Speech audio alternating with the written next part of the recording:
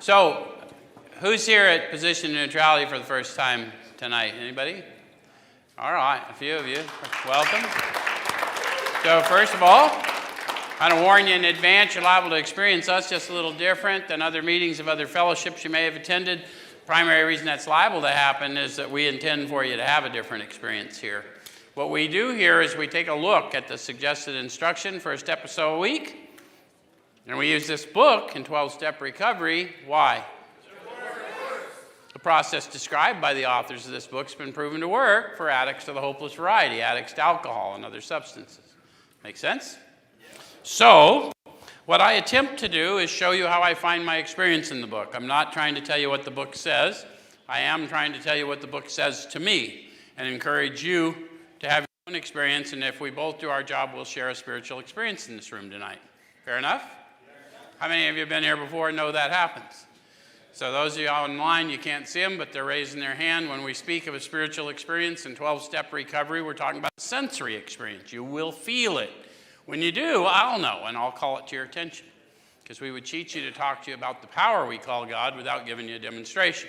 Fair enough? And tonight we're in steps 10 and 11. So we're gonna experience some power. We're gonna experience some revelation. We're gonna have some aha moments and those types of things, huh? And we're gonna start. Oh, one other thing, guys. How many members are here tonight? A few of you. So members, if you haven't been told at this group and at the Saturday night recovery church group, your families can join you, so they can spend time with you in your recovery and in your church life and what have you, while they're waiting to receive you home or at least watch the next phase of your reentry. So just know that they can come in at 6:15. They can hang out with you in here both Thursday night and Saturday night, huh? So family, guests, whoever you got supporting you since you got here. So tonight we're going to start on page 83. Oh, I was supposed to mention too, there's also a PON discussion group every Monday night facilitated by Brian, the technical guy, and Wayne. So if we talk too fast for you in here and you have questions, you can go see Brian and Wayne on Monday and they'll help you walk through some stuff. Okay? So we're on page 83 of our book. For everyone that's following along in a book, it's a good idea to follow along in a book so you can make sure I'm not misleading you in any way. I've been known to mislead people, Lance. I mean, it's just a fact. Okay, so on page 83, it says, if we're painstaking about this phase of our development, we'll be amazed before we're halfway through. Halfway through with what? Sean doesn't know all the answers. Did you hear him? Yeah. Steps 4 through 9. Anyone else got thoughts? Okay. We're going to know a new freedom and a new happiness. What's new mean? Unlike anything I've ever experienced before. So it isn't, do you get this? This is a new freedom. This is a new freedom. Unlike anything I've ever experienced before. So it's not just freedom from chemicals. Any of you experienced freedom from chemicals and it felt unfamiliar? They didn't say unfamiliar, did they? How many of you, as you grew in the Spirit, got free of your limiting thoughts about yourself? Relieve me of the bondage of self that I may better do thy will. That's starting to happen now. Huh? That's real. Somebody who's feeling that? I feel you feeling it. Okay, that's happening in you. It's not happening from up here. So these are these promises as we're getting relieved of the bondage of self. It's not just words, it's a sensory experience, yeah? Okay. And then it says that we'll not regret the past nor wish to shut the door on it. Why? How many of you have found usefulness in your past? Come on, everyone here. This whole thing is based on the peer model. Same as Alcoholics Anonymous. One person who's experienced incarceration can generally win the confidence of another person who's experienced incarceration in a few hours. Right? Because there's some credibility there, huh? One alcoholic, armed with the facts about himself, can win the confidence of another alcoholic in a few hours. And until that's happened, little or nothing can be accomplished. How many of you wondered about your addiction and just gave up, and then finally met someone who was restored from addiction, and for whatever, you couldn't understand a damn thing they said, but you knew you needed to know more about what they were talking about. Okay. All right. So that's why I don't regret the past, because it's the ability to avert suffering for thousands. Okay. All right. So we'll comprehend the word serenity, and we will know peace. What is it to comprehend serenity? You'd almost have to experience it, right? Because it's not a state of being such as serenity isn't comprehensible, is it? It defies description, yes? How does one know peace? By experiencing it. You'd have to, right? You'd have to experience something, some absence of conflict. How many of you, as you've processed in here, you've found that you're in less conflict in your thought life? Okay, I like to point this out because some drunk hung these on a wall one time and called them the 12 promises. And you got to remember, some drunk did that. They're not 12 promises. They're not the promises. They're the 9th step promises. And the reason we want you to know that is they're states of being that you will find yourself in as a result of your spiritual development. And if you don't know that, you won't know what's up. Right? Usually other people will point it out to you before you know it. How many of you had that happen to you? Come on, did you? How many of you just one day were radically different and you're out doing your thing and someone said, wow, you're really different? What happened? I don't know. I don't know what happened. I just know who did it. Right? Okay. All right. So no matter how far down the scale we've gone, we'll see how our experience can benefit others. We've already talked about that. How many of you are out now working with others and maybe you had a rocky start? Who went down the scale a ways? Come on, look who I'm talking to. How many of you have seen how your experience can benefit others? So this is true, right? This is release. All right, so the feeling of uselessness and self-pity will disappear. We'll lose interest in selfish things and gain interest in our fellows. Why do we do that? How many of you have discovered the flow of the Spirit you experience, that inebriation in the Spirit when you start helping another and you see them get it and the light comes on in them and you feel the flow of the Spirit through you? How many of you have done that? That feels good, man. Absolutely. And we know that's going to feel good. That's why we're looking for another one, right? Yeah. Yes, sir. All right. So then it goes on to say our whole attitude and outlook upon life will change. Why? Our perspective changed, right? Once I know who I am and whose I am, I know the world has no power to make me think or feel a certain way. It only has power to reflect how I'm thinking and feeling. So as soon as I start thinking y'all are causing my suffering, if I'm disciplined in my thought life, I start going inward. Check in with creation, or creator. Creation straightens out, right? That's what we're going to get into tonight. All right, so fear of people and of economic insecurity will leave us. We'll intuitively know how to handle situations which used to baffle us. We'll suddenly realize that God is doing for us what we could not do for ourselves. How many of you have had that sudden realization?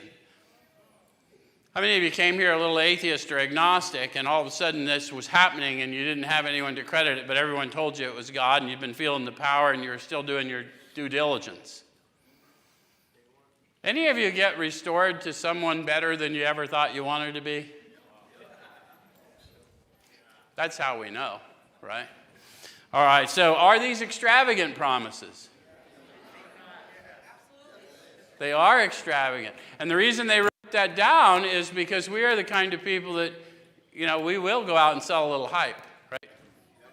I mean, we've been known to embellish a bit, have we not? So these guys are saying, no shit. This happened for us. They're calling our attention to the fact so that people sitting in the room going, when's this guy going to shut up? Will pay attention. They're talking about deliverance, the tangible experience of being delivered from me. Yeah? Okay. And then it says, We think not. They're being fulfilled among us, sometimes quickly, sometimes slowly. They will always materialize if we work for them. Promise and condition. What's the promise? They will always materialize in the condition if we work for them. And what's the work? Pray, meditate, pray, pause when agitated or doubtful. Pray, meditate, pray. Watch, ask, discuss, turn, serve. Right? Okay. All right. This thought brings us to step 10. What thought? They'll always materialize if we work for them. So some of the work is disciplining my thought life. How many of you have started to have a shitty day, then remembered you needed to look inward, redirect, and all of a sudden, a better day materialized? How many times have you had to reset during the day? Sometimes many times each day. Very good. All right. So it says this thought brings us to step 10, which suggests we continue to take personal inventory and continue to set right any new mistakes as we go along. If I'm going to continue, I must have started. So when did I start? Taking personal inventory. They showed me how to do a suggested way in 4, did they not? So they're going to suggest that I continue to do that, yes? And then it says, and continue to set right any new mistakes as we go along. Do you notice they made a promise in that little sentence? They promised me I was going to make new mistakes. How many of you got here and you thought that addiction was the only issue you had, and then you found out you had this persistent human condition that you're still stumbling over? Because the steps didn't do anything for your addiction. The steps are trying to cure your control addiction, which is a human frailty. Does it make sense? Okay, so we vigorously commenced this way of living as we cleaned up the past. So the steps are not a workbook exercise, they're a manner of living. It's suggested that we get a look at who we've been, what I was like, what happened, what I'm like now. I get an idea of what I'd like to be like, and then I grow in consciousness of this guidance from within. Yes, power, peace, happiness, sense of direction flowing from within. It's all starting to make sense now. The steps are all inclusive. They're not mutually exclusive. They build levels of consciousness, rise and fall. How many of you had many years sober, still woke up an asshole? Okay, that's a human condition that's going to require discipline. Okay. I know you have, Sean. Okay. So, it says we have entered the world of the Spirit. So what's it like to have entered the world of the Spirit? Calm, serene, joy, grace, serenity. Do you guys get what he's talking about? Have you experienced those promises? Not regretting the past, not wishing to shut the door on it, comprehending the word serenity, knowing peace. That's what it's like to enter the world of the Spirit. We're trying to make it real for people, right? They told you they were atheists and agnostics and believers thinking they were lost in their addiction, and they were restored to sanity.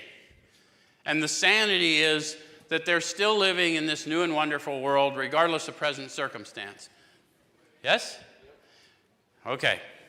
So then it says our next function is to grow in understanding and effectiveness. So understanding of what? Effectiveness at what? Everyone went silent. How many of you have grown in understanding of yourself as a result of the process? How many of you have grown in understanding of others as a result of the process? How many of you, as you've gone through the process and experienced the tangible effects of this power we call God, have grown in understanding of this power we collectively call God? See, when the authors said God as we understood him, they were telling you about that experience. Not a God of your understand him, a God as they understood him. When I awaken to the tangible experience of the Spirit in and on my life, now I know the God they understood. Does that make sense? Not a God of my understanding, a God of my experience. Yes? Okay. So then it says, what did I do wrong now? Oh, it doesn't say that. So this is not an overnight matter. It should continue for our lifetime. Continue to watch for selfishness, dishonesty, resentment, and fear. So if I'm going to continue, when did I start? Step 4. Sean. Sean has always contended that it's step 4. I contend that I was good at spotting selfishness, dishonesty, resentment, and fear in you all my life. But in step 4, it showed me that selfishness, dishonesty, resentment, and fear was really my thoughts, perhaps, and not necessarily what I was seeing about what you were doing. Any of you? So I'm going to continue to watch my thoughts for selfishness, dishonesty, resentment, and fear. And then it tells me when these crop up, we'll ask God at once to remove them. You know why I know they want me to watch my thoughts for that? Because I wouldn't ask God to remove people, right? I don't think he's going to smite them. I don't think we're... I've spotted selfishness, God, get them! So what they want me to do, there's another book that talks about this.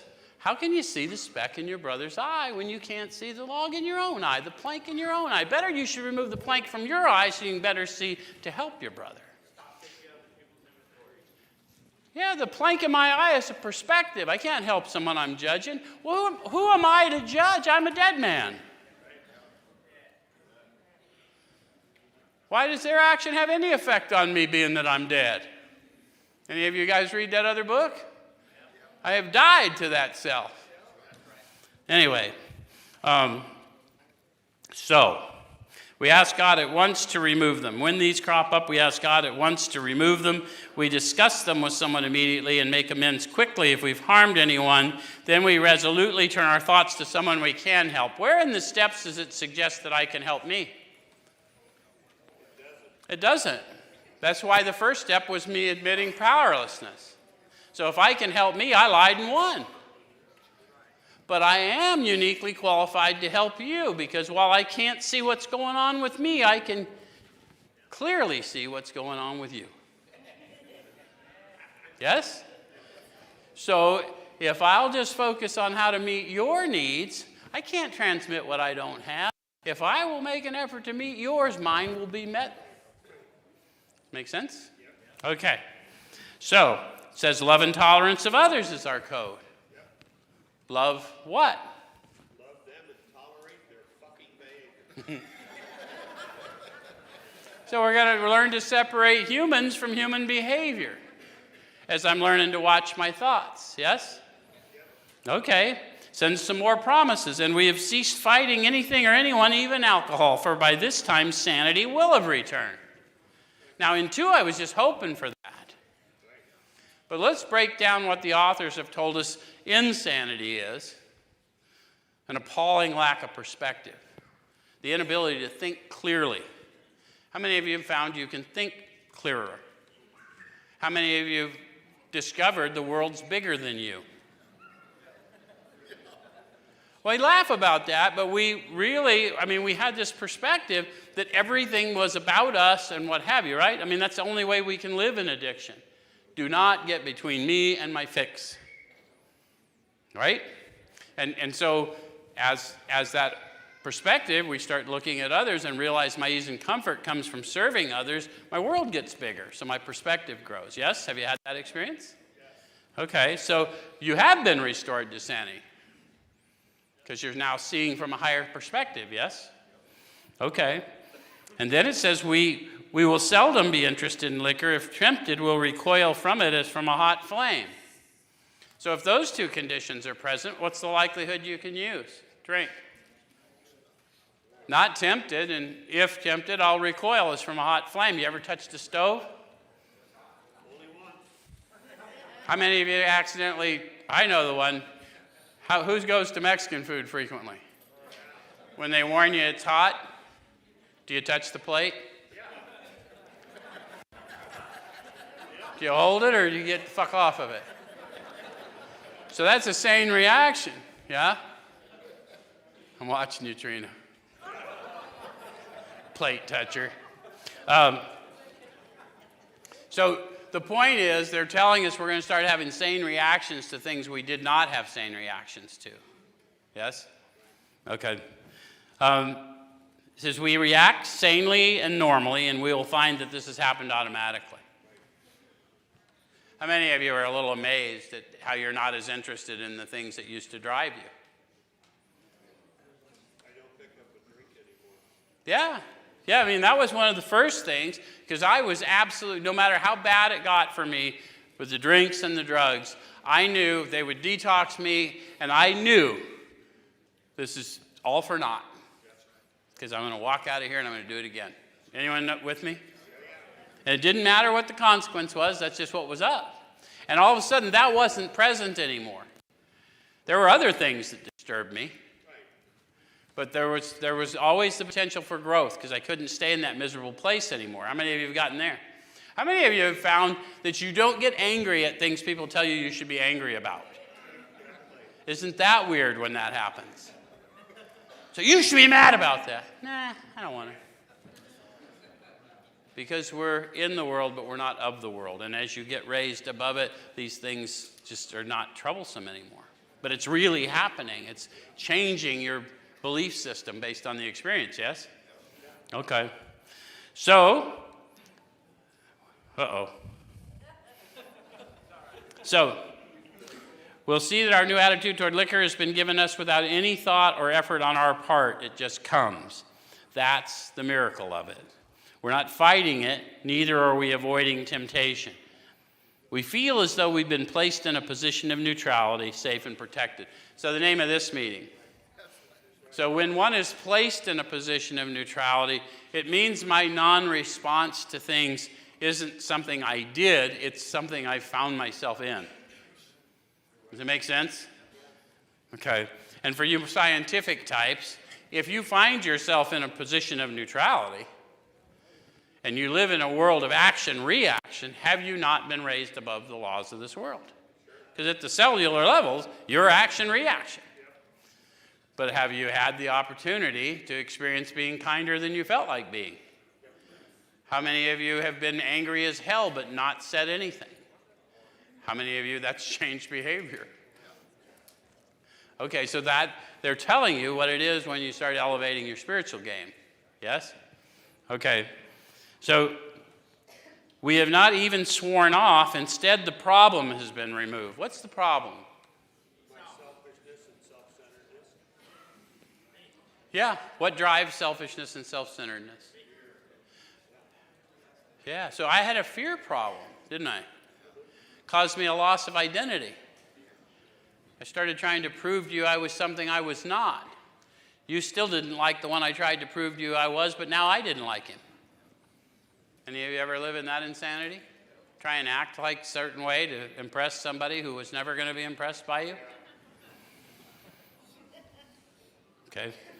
So the problem has been removed. It does not exist for us. We're neither cocky nor are we afraid. The reason I call your attention to a fear problem is that's what fear would do, fight or flight. We're neither cocky nor afraid. I got nothing to do with it, so I got nothing to do with cocky. And I'm not afraid because I know who I am and whose I am, and right? Okay. Unless I don't stay disciplined, and then I can go off the rails. Anyone else? I do have a doubt problem still. Anyone? In spite of all the things God has done for me and for others through me in my life, I can walk through this life and see one little thing looking amiss and doubt that he's ever going to deliver me from this. In fact, I'm not listening to anything. I just need to go burn it all down. Anyway, okay. So we're neither cocky nor we are afraid. That's our experience. Notice how they didn't say that's our opinion or that's our observation. Each one of them testified to their experience with this deliverance. In non-religious terms, is that helpful? Okay. And then it says this is how we react so long as we keep in fit spiritual condition. So if you're not reacting that way, what does that tell you? That you're not in fit spiritual condition. And given that my life requires I remain in fit spiritual condition, and it's not a one and done, then if I'm not reacting sanely and normally, it's not your fault. There's something wrong with my spiritual condition. Does it make sense? Yeah. It makes our problems come home. Okay. So then they go on to tell us that experience. It's easy to let up on the spiritual program of action and rest on our laurels. So what are they warning us about? Past accomplishments aren't going to keep us fit. Well, and they're really teaching me to watch my thought life all day long as I go along, and I will suffer in my thought life if I don't discipline my thought life. So I can't afford to rest because my disciplines are what keeps me from attaching to things in the world that disturb me. How many of you have been disturbed today? Okay. So we're headed for trouble if we do, for alcohol's a subtle foe. How many of you have had some time in recovery and then just went off the rails? Okay, so they're talking to all of us, right? We got to remember, it's control that we're addicted to, not alcohol. That's a symptom of my control addiction. That's how I controlled my emotional nature. That's how I blocked the consciousness of my intolerable situation. Anybody else? And if it wasn't alcohol, then it was some opiate derivative or, pretty much whatever the fuck there was to get a hold of. Because I was never that particular. I couldn't afford to be, Lance. So we're not cured of alcoholism. What we really have is a daily reprieve contingent on the maintenance of our spiritual condition. So, what's a reprieve? I'm not going to kill you today. Yeah, it's kind of a stay of execution, isn't it? How many of you can relate to going out every day in a mad quest to kill yourself? On the installment plan, right? Okay. And it made perfect sense at the time, didn't it? Anyone ever try and talk to you logically about how it wasn't safe to use? Because of my cognitive distortion. Sorry to all my counselor friends, but we got to start with a restoration before we start looking at cognitive distortion. Anyway, I'm pretty fucking distorted. Okay, so every day is a day when we must carry the vision of God's will into all our activities. So which day? Every day we must carry. Now they're talking about them. That's what they've learned they must do. But if we want to join them, then I must carry the vision of God's will into all of my activities. Well, that seems like a tall order, doesn't it? It sounds like an easy thing to say and a really impossible thing to do. The vision of God's will. Do you want to see the simple suggestion on how they do that? Okay, what it says is, how can I best serve thee? Thy will, not mine, be done. A simple little prayer. Now, I'm going to point out something to you. Most of us do not talk in King James language. How many people here talk in King James language? Sean and one or two others. Okay. All right, y'all don't have to listen. For those of you who do not talk in King James language, talk to God the way you talk, because God knows how you talk. And how can I serve? Thy will, not mine, be done. Your will be done. However you talk, the reality is whatever's going on is God's will. Yes? So they've got the not mine in parentheses. By the time we get to 11-step consciousness, that will be gone. You know why? Because no will apart from God's has any power anyway. It's pure illusion. There's God's will and my opposition to it. Does that make sense? So that as you awaken, then that goes away. Wouldn't that be cool? Because sometimes you're going to go through some shit, right? How many of you, stone cold sober, got bad news, we're going through some shit. Wasn't it better once you got in agreement with the experience to go through it than to keep fighting the experience? Didn't change the outcome, but it seemed to go quicker, didn't it? Come on, I got a bunch of people who have been incarcerated. Probably didn't want to get incarcerated. But once you're in county and you know you're going, didn't you get a certain amount of satisfaction going, okay, just give me the fucking yard? Okay, well, it ain't that different in any stage of life. Okay, so these are thoughts which must go with us constantly. So now they've got me in my thought life, disciplining my thought life. When do I do it? Constantly. So this isn't an end of the day, beginning of the morning thing like they teach. It's not a workbook exercise. That's just the beginning of my consciousness building exercises and getting into practice, but all day as I go along. Yes? Okay? And then it says we can exercise our willpower along this line all we wish. It's the proper use of the will. How many of you didn't want to do a third step decision because you didn't want to give your will away? I don't want to give my will away. God doesn't want your will. God just wants your will to align with His. Because He's got a purpose and a plan for you. He's got power within you to carry out that purpose. And you're going to live a more abundant life when you follow it. Your addiction is a calling, not a curse. But we're going to need your buy-in. Yes? Or you continue as you are, blotting out the consciousness of your miserable, intolerable existence as best you can. Yes? Okay. All right, so much has already been said about receiving strength, inspiration, and direction from Him who has all knowledge and power. They said much has already been said. What did they say? They told us in the second step that as soon as we took a few simple steps, we felt power, peace, happiness, and a sense of direction flowing in. So strength, inspiration. See, they're building on the experience we're already having. Does it make sense? Not a concept, not a theology. A radical transformation, a tangible experience, a relevant manner of living to play it out. Does that make sense to you? Yes? Okay. So then it says, if we have carefully followed directions, we've begun to sense the flow of His Spirit into us. So how many of you have gotten to the point where you're at least making an effort in the morning and sort of as you go along each day, you're trying to serve others, and when you, from time to time, you're feeling the sense of the flow of the Spirit? How many of you have felt a little hit of the Spirit since you've been in here? The Spirit of revelation comes to people. Okay, so you've apparently carefully followed directions because you're experiencing the sense, you're sensing the flow of His Spirit into you. Does it make sense? Tangible.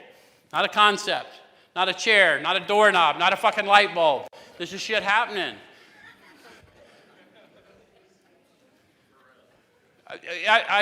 We hear it all the time and it drives me crazy. If someone told me, hey, go drink that drink, it's the same as rubbing a doorknob, Joe. I'd say, you're fucking nuts. I'm drinking the drink. You keep your fucking doorknob. I'm looking for a release. I'm looking for a sense of ease and comfort. It comes from seeking this power that can only be found within. And for a guy like me who inebriates himself to death and takes hostages, finding ease and comfort in the world without having to go out in the world to get it is a handy little trick to know. And we owe it to everyone that comes after us to tell them the truth. Not in an offensive way, but in an inoffensive way, because we should be dealing in truth now. Not my truth, not your truth, the truth. Yes? Okay. All right, so if we've carefully followed directions, we've begun to sense the flow of His Spirit into us. To some extent, we become God conscious. So that's what it is to become God conscious, to feel, sense the flow of His Spirit into you.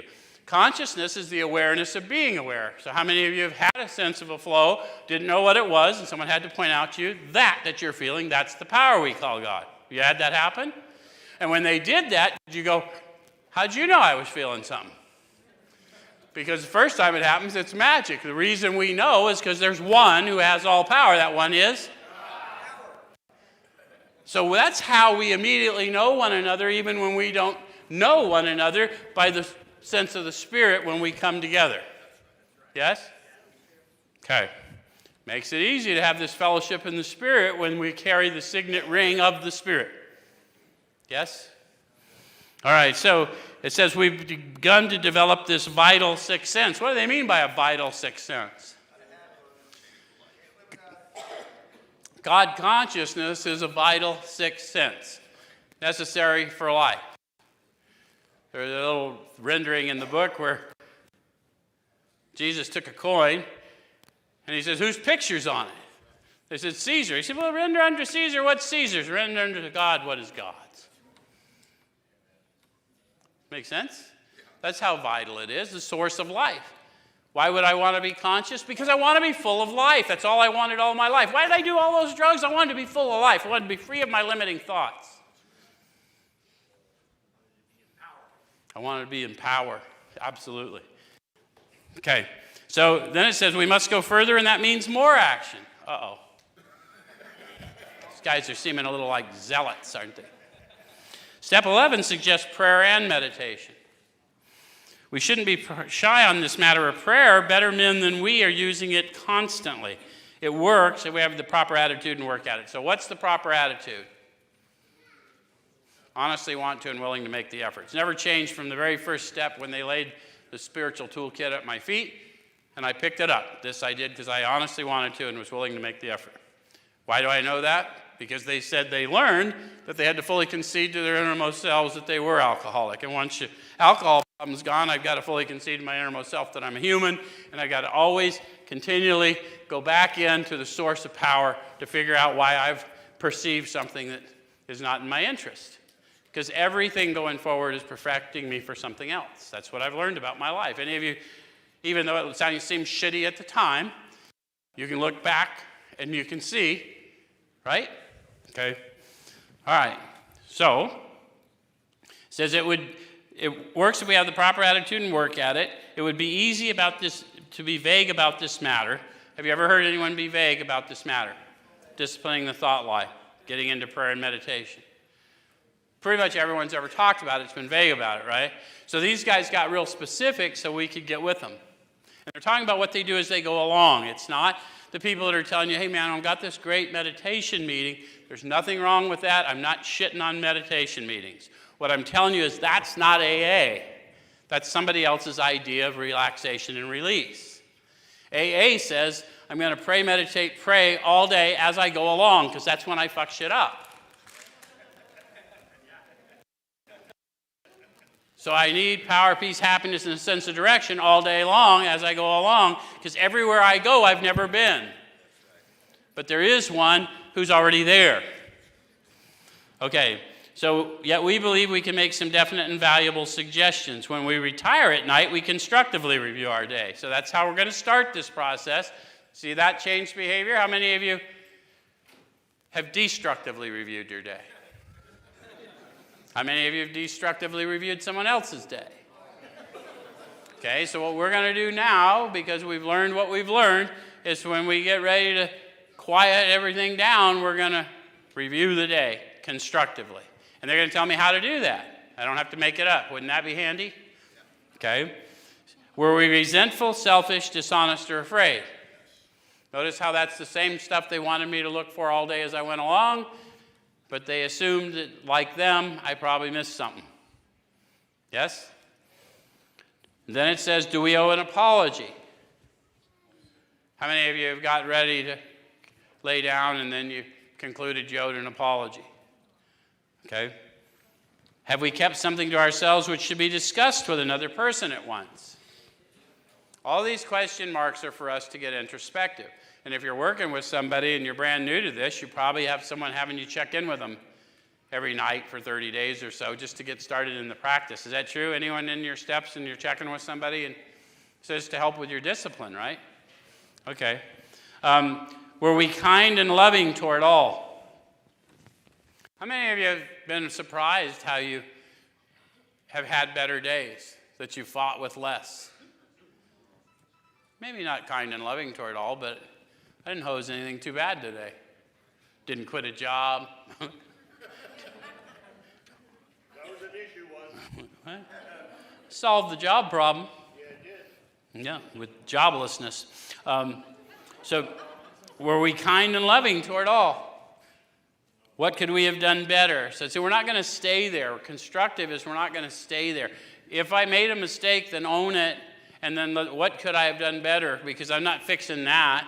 I'm gonna pray for power to do better, yes? And then if there's an amends to be made, I've got to step for that too. Make sense? Yep. And then it says, were we thinking of ourselves most of the time? Now they want me to analyze it. Was the reason I was stumbling around asleep as I was down in perspective, thinking of me? What can I get? How are they responding? Any of you ever found yourself there? Or were we thinking of what we could do for others, of what we could pack into the stream of life? So how many of you, if you started focusing more on serving, did find that you had better, more good days? Okay? It says, but we must be careful not to drift into worry, remorse, or morbid reflection, for that would diminish our usefulness to others. So how many of you just had a bad day, bad remembrances, got yourself caught in some morbid reflection? Okay? If you don't reach out and share that with somebody, you're diminishing your usefulness to them, because no one expects you to be perfect all the time. Remember, we're on a broad highway. It's okay to not be okay. Yeah? Okay. And then it says, after making our review, we ask God's forgiveness and inquire what corrective measures should be taken. So by this time, I'm going to be asking this power within for forgiveness. Yes? Why would I want God's forgiveness if I don't believe in God? I always like to pose that question because some people are not believers, and these early ones were not. The reason you want divine forgiveness is because forgiveness is a divine act. Human forgiveness is sort of, I forgive, but I don't forget.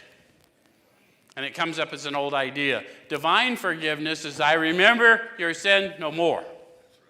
So it completely changes in your lived experience. The whole experience, what I thought was a wasted life in addiction, when I walk around here every day and see all the miracles that are you guys, I know that every minute I spent in addiction was for purpose. Does it make sense? Okay. So after making our review, we ask God's forgiveness and inquire what corrective measures should be taken. I ask expecting an answer, and then these things are going to come to me, and they're going to talk to me about that. How many of you have done that? Said your prayer in the morning, and all of a sudden what we needed to do first thing, and from then on was started laying out in front of you in your thought life. Okay? So on awakening, let us think about the 24 hours ahead. We consider our plans for the day.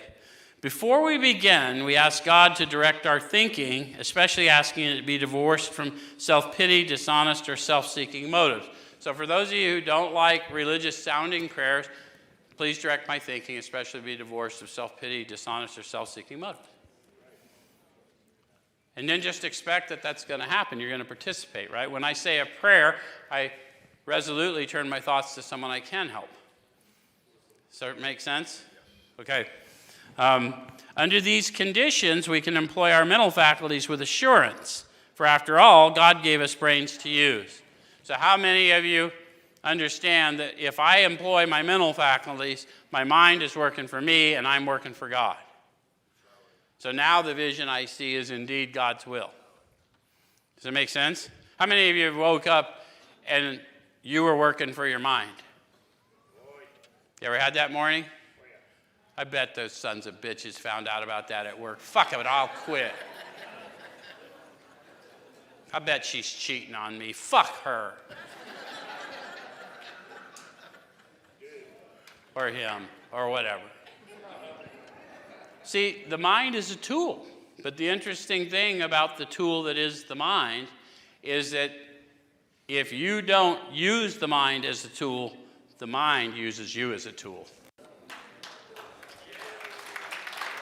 So the reason we want to discipline the thought life is I've been a tool enough of my life.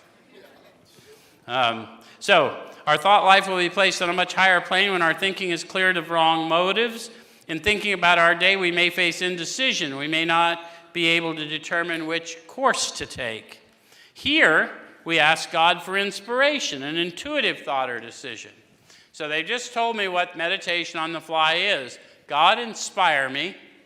And then it'll come to me as an intuitive thought or decision. How many of you have had an intuitive thought and then thought, well, just look at the bright idea I've come up with? No, it came to you. You didn't come up with it. Because if I'm going to claim credit for the bright ones, guess who's got to take credit for all the dumb ones? Remember, you're dead.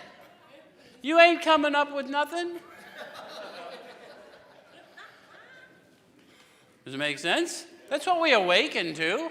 We awaken to a death of self. Yes? Okay. So we relax and take it easy. Why do we need to relax and take it easy? Because it'll come to me and then I'll think I need to rethink it. You ever get an intuitive thought and go, oh, I can improve on that? Okay. We're often surprised how the right answers come after we've tried this for a while. So how many of you have gotten disciplined and got the right answers? Did it surprise you? So what used to be the hunch or the occasional inspiration gradually becomes a working part of the mind. That's a promise we don't see. We should claim that. That stuff becomes a working part of the mind, and then you start walking in the intuitive self. And if you're walking in the intuitive self, guess what you're seeing? Patience, kindness, tolerance, love. Yeah. Yep. So being still in experience and having just made conscious contact with God, it's not probable we're going to be inspired at all times. Why'd they tell us that? Because we're dependent on inspiration, right? Did anyone tell you you were dependent at somewhere? They said, Joe, you're chemically dependent. And they didn't change the fact that I was dependent. AA's changed what I was dependent on. And it was still a sense of ease and comfort. It was still a flow. It was still a buzz. Okay? So we might pay for this presumption in all sorts of absurd actions and ideas. How many of you have gotten guidance in the Spirit and then did something and everyone thought, that's weird? And the more we do, the more it happens, right? Where's my guys that go out and help people in recovery? Oh, there's a bunch of you.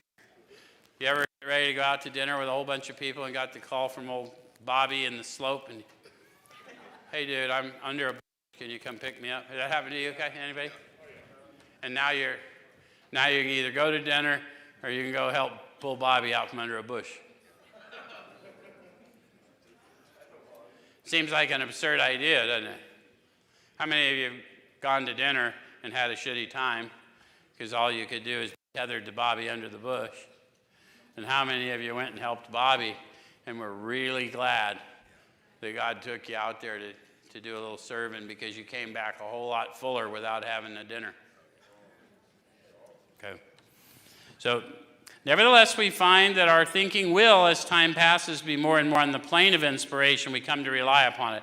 How many of you have had the experience now, as you've walked in the Spirit a little bit, of seeing people coming at you from a distance and knowing they're coming to you? How many of you have learned that they're really not coming to you, that they're coming to Him? It's interesting, huh? How many of you have been walking by somewhere and were called to look at something and you had to go serve, you had to go do something? Did your world not get bigger when you started realizing there was suffering that you could avert? How many of you saw something really beautiful when something like that happened? I was in here the other day, and a young man had just gotten here from the yard, and it must have been his buddy that knew him from the yard, and they had the most glorious hug, and it was a tearful reunion out in our lobby.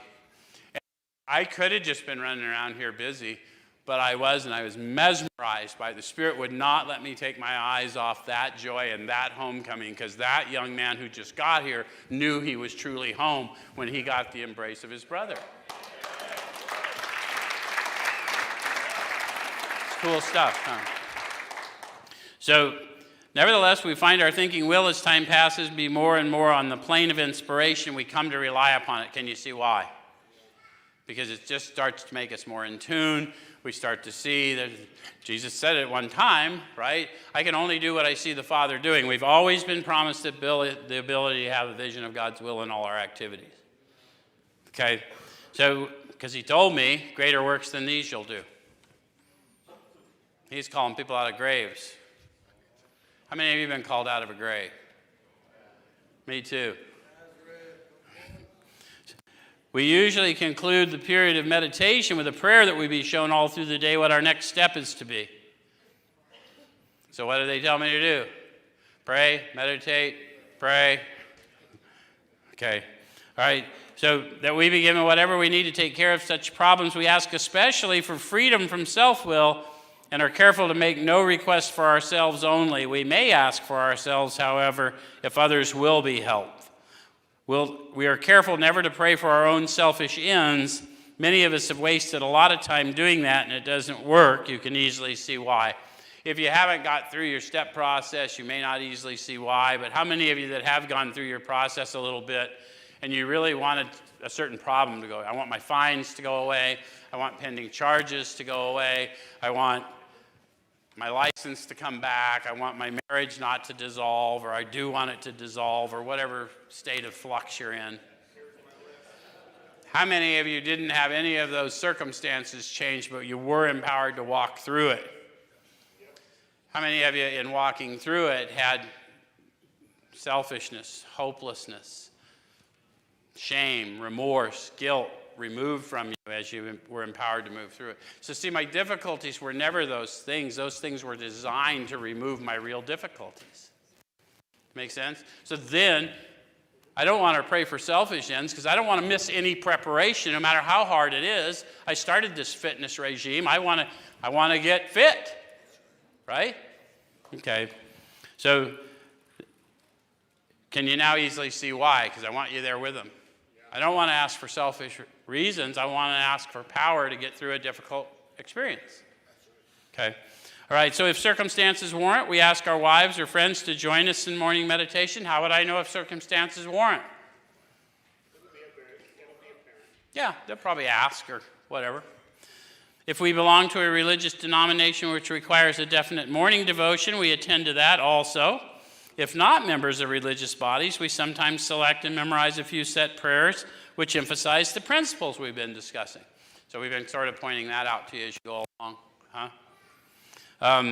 There are many helpful books also. Suggestions about these may be obtained from one's priest, minister, or rabbi. Be quick to see where religious people are right. I can point out to people, it says, be quick to see where they're right, not that they're right. And I want you to understand the only way you're going to know that they're right is to confirm it in the very same spirit, because we're talking about the same power. So what I want you to do is read their books and confirm it with the Spirit within you, who is the author of their book, and then test it with your own experience and see what the truth is. Not your truth, not their truth, the truth, right? Find some teachers just like you would. Does it make sense? Okay. And then it says make use of what they offer. I want to confirm the profound experience I'm having with a longer, scientifically proven, effective method, yes? I mean, I had many times where I thought I was doing better before I went off the rails. Anyone else? So I don't want that to happen again. So I want to confirm the experiences I'm having with ancient tea. I want to know where I'm standing is solid. Yeah? Okay. So now we're going to talk to us a little more about the manner of living. As we go through the day, we pause when agitated or doubtful. Have you ever been agitated or doubtful? How many of you didn't pause?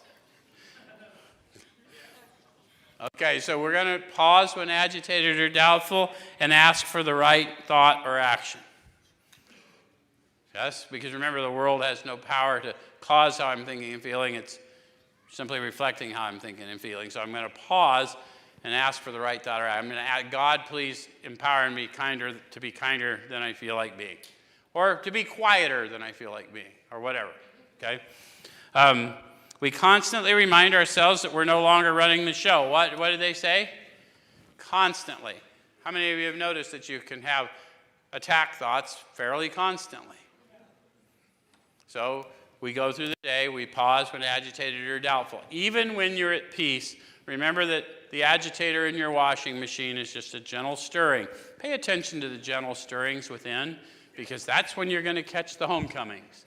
That's when you're going to catch the acts of kindness and love all around you, because they're there. Okay? And it says, constantly reminding ourselves we're no longer running the show, humbly saying to ourselves many times each day, thy will be done. Notice the not mine is gone. I no longer live in the delusion that there is a will apart from God's.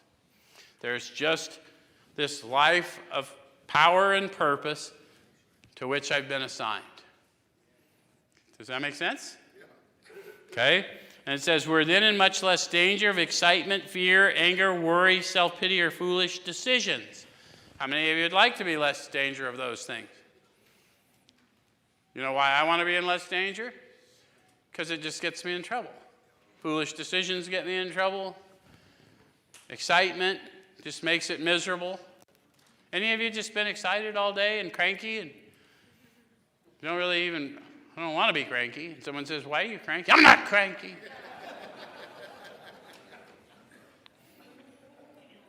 So I don't want to be there because it's a state of agitation that, number one, is unnecessary, and number two, is uncomfortable. Yeah? Okay? And then it says we become much more efficient. How many of you have discovered that? When you quit fighting with everything going on in your life and just started going along to get along and then started finding purpose in what you were doing, that all of a sudden you were less tired at the end of the day, you got more done. How many of you started going to your recovery meetings and then you started making your commitments, right? And you didn't miss your commitments, and then you'd stay out, go to coffee after the meeting, right? And stay out all damn night, and you'd get up and still make it to work in the morning and still make it to your meeting that night. How many of you do that? That wasn't always the way, was it? Because we become more efficient because we've grown in the Spirit. Tangible. We do not tire so easily, for we're not burning up energy foolishly as we did when we were trying to arrange life to suit ourselves. It works. It really does. What works? The spiritual life. Life in the Spirit works. Okay. We alcoholics are undisciplined, so we let God discipline us in the simple way we've just outlined. So what is the way they just outlined? Pray, meditate, pray. Pause when agitated or doubtful. Pray, meditate, pray. Does that make sense? Pray ceaselessly. Stay in it. Discipline the thought life. Okay, but this is not all. There's action and more action. Faith without works is dead. The next chapter is entirely devoted to 12, and that's where we're going to